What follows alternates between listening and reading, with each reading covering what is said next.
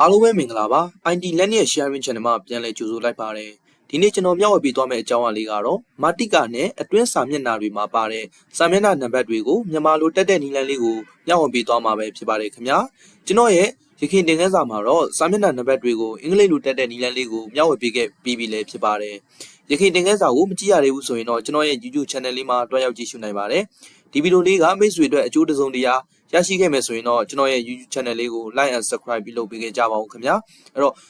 ့ဗီဒီယိုလေးဆိုရင်ကျွန်တော်တို့ကရခိုင်တင်ခန်းစာမှာဒီမာတိကာတွေတက်တဲ့အသေးစိတ်ကိုပြောပြခဲ့ပြီးဖြစ်တဲ့အတွက်ကျွန်တော်ဒီဗီဒီယိုမှာတော့အသေးစိတ်ကိုပြောပြတော့မှာမဟုတ်ပါဘူးအဲ့တော့ကျွန်တော်တို့ကမာတိကာတက်မှာဖြစ်တဲ့အတွက်ကျွန်တော်တို့ရဲ့ခေါင်းစဉ်ထားမယ်ပေါ့နော်ခေါင်းစဉ်တွေခွဲဖို့လိုပါတယ်အဲ့တော့ခေါင်းစဉ်ကြီးအနေနဲ့ကျွန်တော်ကဒီအခန်းတစ်လေးကိုခေါင်းစဉ်ကြီးအနေနဲ့ထားမှာဖြစ်တဲ့အတွက်သူ့ကိုကျွန်တော်တို့ကြိုက်တဲ့ပုံစံတိုင်းထားမယ်ပေါ့နော်ကျွန်တော်ကသူ့ကို center alignment ထားမယ် font size ကိုတော့ကျွန်တော်က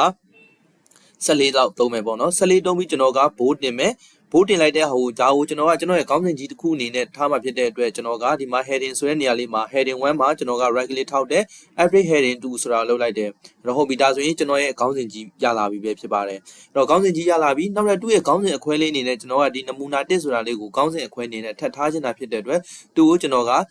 heading 2အနေနဲ့ပေးချင်တာဖြစ်တဲ့အတွက် selection ပေးပါ selection ပေးပြီးတော့မှသူ့ကိုတော့ကျွန်တော်ကပေါ့နော် font size ကိုတော့သူ့ကိုကျွန်တော်14ပဲထားလိုက်ပြီးတော့မှသူ့လည်းဘိုးတင်မယ်ဒါပေမဲ့သူ့ကိုတော့ကျွန်တော်ဒီပေါ့နော် justify အနေနဲ့ထားလို့ရတယ်မိတ်ဆွေတို့အနေနဲ့ left alignment တို့ပြန်ထားမယ်ဆိုလည်းရတယ်ပေါ့နော်အဲ့တော့သူ့ကိုကျွန်တော်က heading 2အနေနဲ့ထားမယ်ဆိုတာဖြစ်တဲ့အတွက်ကျွန်တော်ဒီပေါက်လေးဖွင့်ပြီးတော့မှ heading 2ပေါ်မှာ right click ထောက်တယ်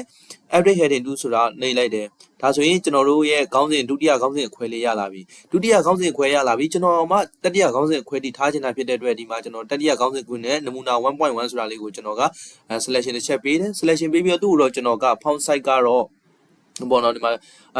font size ကတော့ကျွန်တော်7နှစ်ပဲထားထားတယ် font muse ဒီပေါ့နော်font ကလည်းကျွန်တော်ပြည်တော်စု font ပဲတုံးထားတယ်ကျွန်တော်တို့ပုံမှန်ဆိုရင်တော့ကျွန်တော်တို့မြန်မာစာရိုက်မယ်ဆိုတော့ပြည်တော်စု font ပဲတုံးကြတာပဲရပါတယ်အဲ့တော့ဟုတ်ပြီအဲ့တော့ကျွန်တော်ကဒီနမူနာ 1.1 ကိုတော့ italic လေးစောင်းမယ်ဘိုးလေးတင်မယ်သူ့ကို underline လေးလည်းတားပေးလိုက်မယ်ပေါ့ဒါကိုကျွန်တော်က heading 3အနေနဲ့ထားမှာဖြစ်တဲ့အတွက်ဒီပေါက်လေးကိုဖွင့်မယ်ဖွင့်ပြီးရင် heading 3ပေါ်မှာဘာလုပ်မလဲဆိုရင် right click တစ်ချက်ထောက်လိုက် average heading 3ဆိုတာလေးကိုနှိပ်လိုက်ပါဒါဆိုရင်ကျွန်တော်တို့ရဲ့ပထမခေါင်းစဉ်ခွဲဒုတိယခေါင်းစဉ်ခွဲတတိယခေါင်းစဉ်ခွဲဆိုပြီးတော့မှရလာခဲ့ပြီဖြစ်ပါတယ်ဒါကတော့အခန်းတစ်အတွက်ပေါ့နော်ဟုတ်ပြီအဲ့ဒါနဲ့ကျွန်တော်ကနောက်ထပ်ခေါင်းစဉ်တွေကိုလည်းလုပ်မယ်ဆိုရင်တော့ကျွန်တော်ကအခန်းနှစ်ကိုကျွန်တော်ကပထမခေါင်းစဉ်ကြီးနေထားမယ်တို့ selection ပေးကျွန်တော်တို့ဒီ heading 1လေးပေါ်မှာ click တစ်ချက်နှိပ်လိုက်တာနဲ့ကျွန်တော်တို့ပထမခေါင်းစဉ်အနေနဲ့လာပြီးတော့မှရောက်ရှိနေမှာပဲဖြစ်ပါတယ်အဲ့တော့နမူနာနှစ်ကလေးကို selection ပေးတယ် selection ပေးဘယ်လိုသွားမလဲဆိုရင်ကျွန်တော်တို့ဒီမှာ heading 2ကို click တစ်ချက်ထောက်လိုက်ပါတယ်အဲ့တော့ဟုတ်ပြီ head ကျွန်တော်တို့ကတတိယခေါင်းစဉ်ခွဲအနေနဲ့တော့ heading 3ပေါ်မှာ click တစ်ချက်ထောက်လိုက်ပါမယ်ဒါဆိုရင်တော့ကျွန်တော်တို့ရရှိပြီပဲဖြစ်ပါတယ်အဲ့တော့ကျွန်တော်ကဒီမှာနောက်ထပ်အခန်း3ကိုလည်းကျွန်တော်က selection ပေးတယ် heading 1ထားမှာဖြစ်တဲ့အတွက် heading 1ကိုသွားတယ် selection ပေးတယ်ဒုတိယခေါင်းစဉ်ခွဲအနေနဲ့ဘောက်ကလေးကိုဖွင့်တယ်ပေါ့နော်အဲ့ဒါပြီးရင်တတိယခေါင်းစဉ်ခွဲအနေနဲ့တော့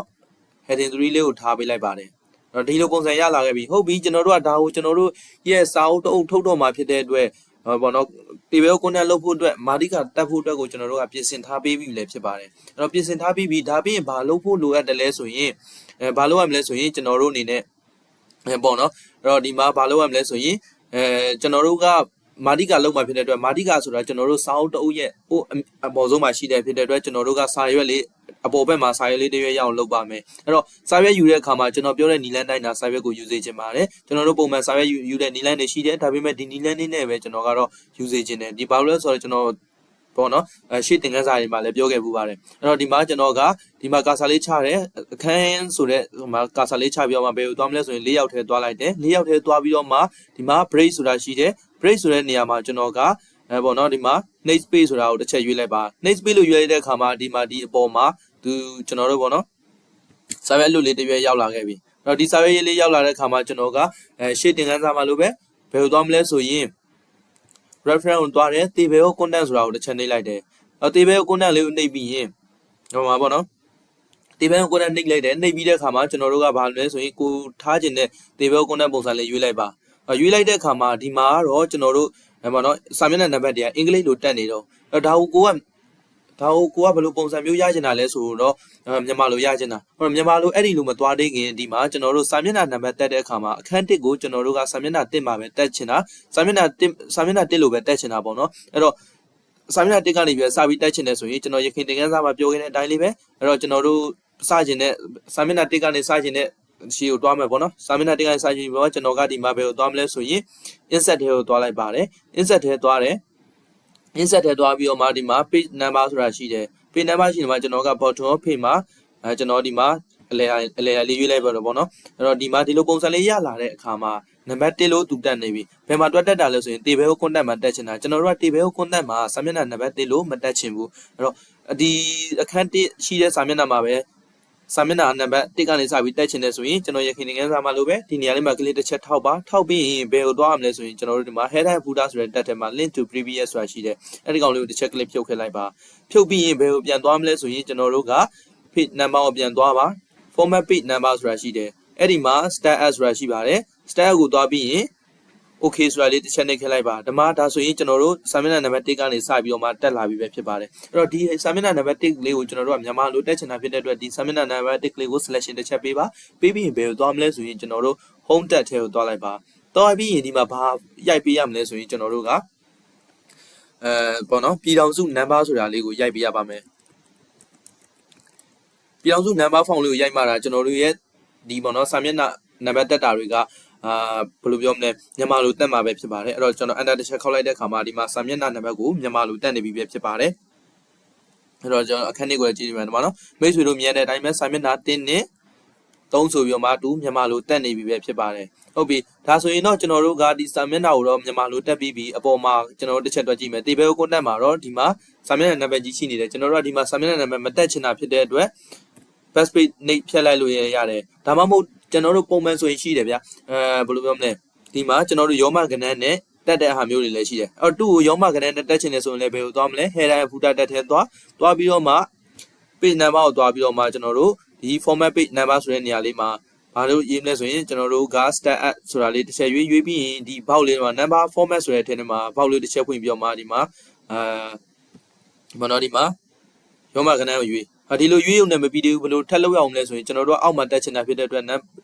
page number လို့တစ်ချက်ပြန်ဖွင့် bottom of page ကိုပြန်သွားပြီးရင်ဒီမှာကျွန်တော်တို့ပေါ့နော်ကျွန်တော်ဒီပုံစံလေးကြိုက်တယ်ဆိုရင်ဒီလိုပုံစံထားလိုက်တဲ့အခါမှာသူရောမကဏ္ဍနဲ့တက်ပေးနေပြီပဲဖြစ်ပါတယ်အဲ့တော့ဟုတ်ပြီအဲ့တော့ဒီလိုတက်လိုက်ပြီပဲလဲပေါ့နော်ဒီမှာကျွန်တော်တို့ရဲ့ table content မှာအင်္ဂလိပ်လိုရင်းနဲ့ပဲဖြစ်နေတော့အဲ့တော့သူ့လည်းဘာလို့ပြန်လုပ်ပေးဖို့လိုတယ်ဆိုရင်ကျွန်တော်တို့ကဘာလုပ်လဲဆိုရင်ပြည်ထောင်စု number font လေးပြန်ပြီးမှလုပ်ပေးဖို့လိုတယ်အဲ့တော့သူ့ကိုကျွန်တော်တို့က header and footer လေးကို close header and footer တစ်ချက်ပြန်နှိပ်လိုက်ပါမယ်နှိပ်ပြီးရင်ကျွန်တော်တို့ကဒီ table တစ်ခုလုံးမှာရှိတဲ့ number တွေကိုဘယ်လိုပြောမလဲနော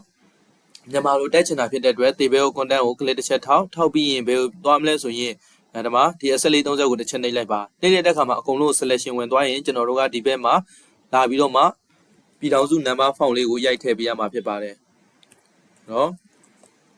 ်ပြည်ထောင်စု number font လေးဝင်နေပြီကျွန်တော်တို့ enter တစ်ချက်ခောက်လိုက်ပါမယ်ဒါဆိုရင်တော့ဒီမှာစာမျက်နှာနံပါတ်လေးတွေတက်နေပြီဒါပေမဲ့စာမျက်နှာနံပါတ်က2ကနေပဲစတက်နေတော့စာမျက်နှာနံပါတ်2ကနေပဲစတက်နေတော့ဖြစ်တဲ့အတွက်ကျွန်တော်တို့ကစာမျက်နှာနံပါတ်1ကနေစတက်ချင်တယ်ဆိုရင် update table ကိုတစ်ချက်နှိပ်ပြီးရင်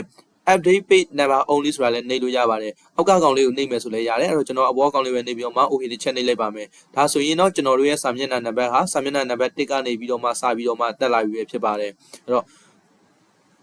ဟာပေါ့နော်ကျွန်တော်တို့စာမျက်နှာနံပါတ်1ကလေးကနေတက်လာပြီပဲဖြစ်ပါတယ်အဲ့တော့ဒီလိုတကယ်လို့